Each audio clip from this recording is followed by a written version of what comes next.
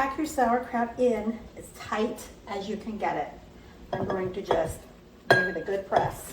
If you can see that, there's juice in there. Sauerkraut. It is a fermented cabbage. People serve it on hot dogs, or you can just eat it with whatever. So this process that I am doing today is the fermenting part of it. Now, when I'm done fermenting, I can can it if I want to. I probably won't with this batch. I'll just store it in the fridge after it has been all fermented. But the first step is to shred your cabbage. So actually, no, the first step is to pull off the damaged outer leaves of your cabbage, which you can see here. This is my damaged outer leaves. It's going to go down in my compost pile. The second step is to shred your cabbage. Now, you can just use a knife, and you're going to try to shred it really thin. This is what it should look like. Some people like it a little bit thinner. Some people like it a little bit chunky, but it needs to be pretty thin. I do mine with a mandolin slicer. I think you guys know what a mandolin slicer is, but this sits on the counter. This is my Pampered Chef version. There's lots of versions out there. This sits on the counter. There's a blade right here. This goes on here. You put your cabbage in there. This is your little safety thing so you don't slice your finger off. And you're just going to go back and forth. The shreds come out the bottom, and then you have a bowl of cabbage. Now you want to weigh this.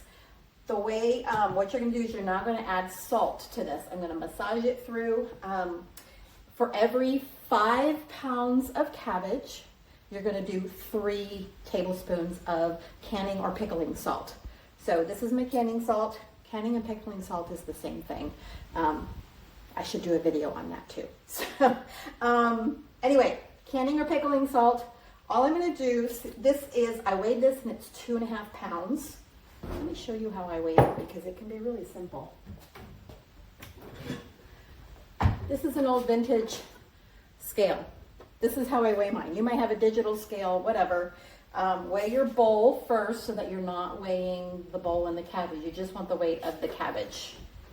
I have about 2.5 pounds of cabbage here, so I'm going to do 1.5 tablespoons because remember, it is 3 tablespoons for every 5 pounds of cabbage. And my canning salt is chunky because I now live in Tennessee where it's humid. Okay, so there's my 1 tablespoon. And then there's my 1/2 tablespoon. Now, I'm just going to mix that up.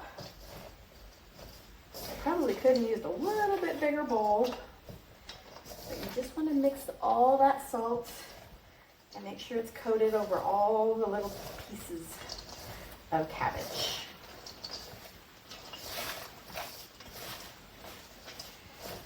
Make sure you get the bottom pulled up.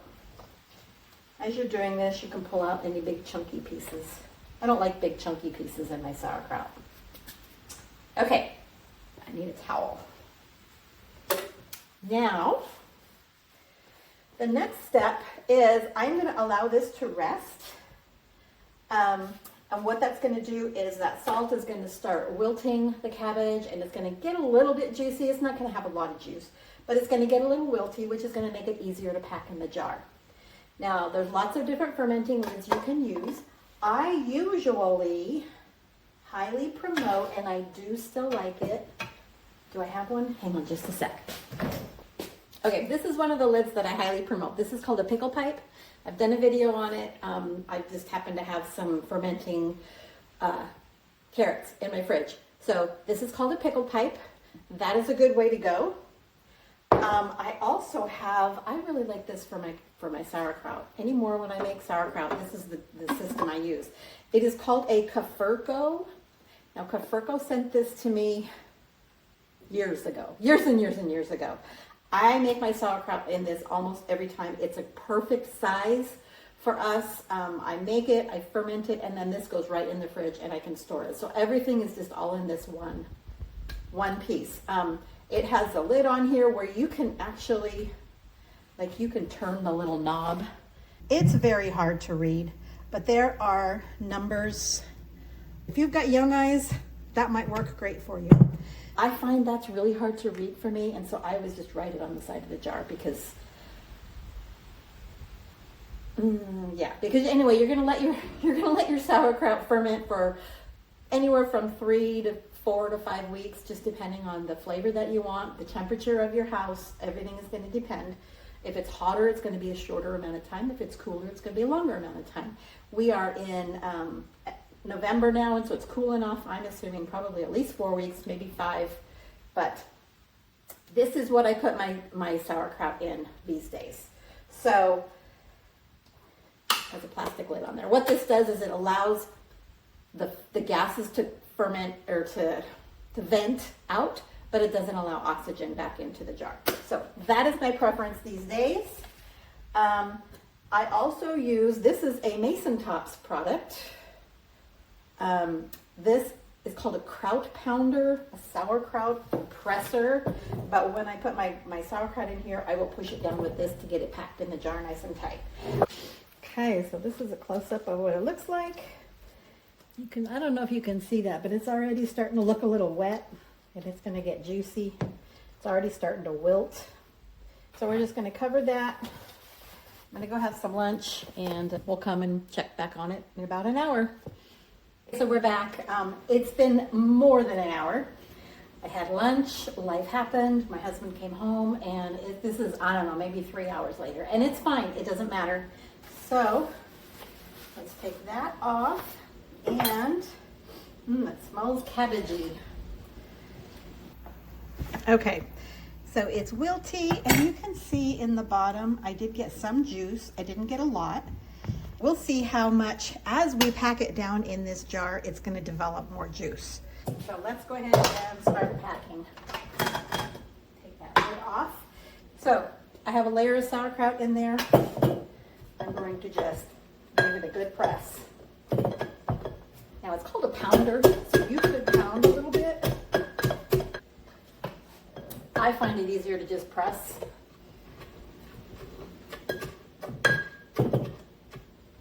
We've got another wide mouth jar. Set it there as a holder. And then you're going to add another layer.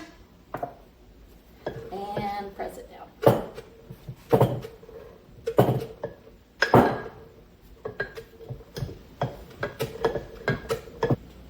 All right, here we go.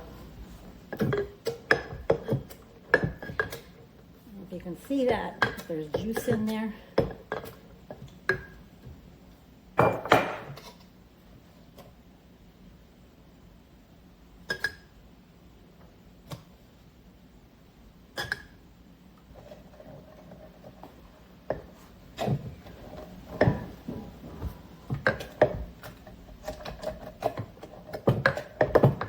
Just keep pressing.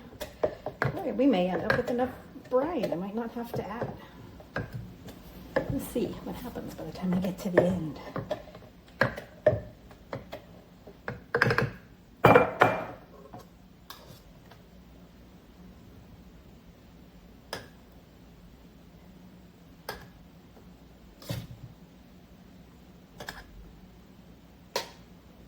I'm making a mess.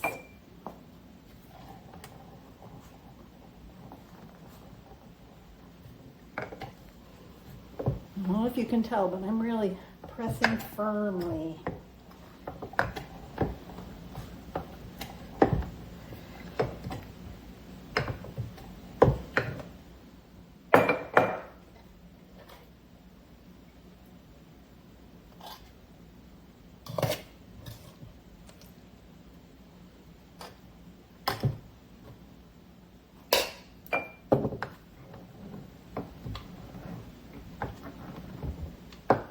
I have plenty of brine here today.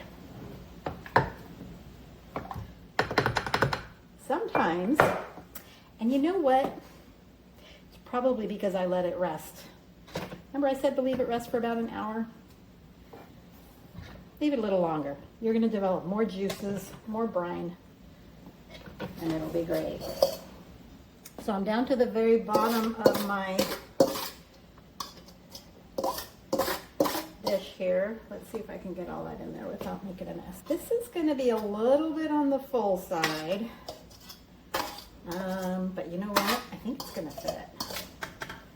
I don't normally make it this full. So let me see what happens here. You usually want a little bit of space at the top. But let me go ahead and press this. Oh, I'm going to overflow. Hang on. So we don't make a mess, I'm going to put this in the bowl. And I'm going to press.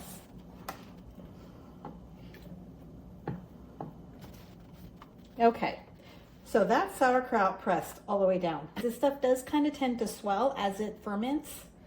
So everything is pressed down well. We are now going to put the lid on. I'm putting the plastic lid on the top too. It has a vent here, just so you know. This is not sealed airtight. This is now ready to go in the cupboard. So you want to leave this at room temperature. It's going to start fermenting, and that's going to make all of the healthy things. It's going to pickle it, basically. The difference between fermenting and pickling is fermenting is just done with the salt, and pickling is done with you add vinegar or you add an acid, usually in the form of vinegar. Fermenting gives you all kinds of great probiotics. So this goes in the cupboard or out over on the counter, room temperature to sit. 3 weeks, I would say, would be the minimum, and then you can start checking it. A lot depends on the temperature. If it's in the middle of the summer and it's hot in your house, 3 weeks it might be done, or it might need longer. So it totally depends on the temperature. I put today's date on here. It's November 9th. So December 9th, I'm going to go ahead and start checking this because that's 4 weeks. And I'm assuming it's going to take at least 4 weeks for this to be done. And then I will check it. I may leave it longer, but that's all just according to taste.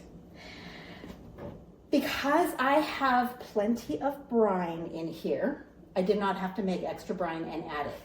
If you packed it a little early, or if maybe your cabbage just didn't develop as much brine, and you don't have enough to cover your cabbage, you can go ahead and make a brine. You will take a quart of water, bring it to a boil, add a tablespoon and a half of salt, and dissolve your salt in the water. Let that cool. Don't put hot water in your jar, please. Let that cool, and then you can add it to your jar to make sure that your sauerkraut is all completely covered.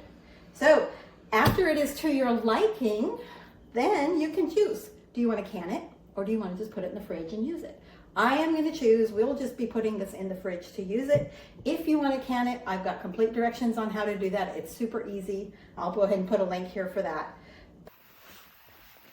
Okay, here you go. I told you it was going to overflow. Not a big deal. I'll just take a paper towel and wipe the top off, but don't overfill your jar. I knew better. I did it anyway. Making sauerkraut. Super easy, and let me know if you have any questions, and we'll see you in the next video. Have a great day.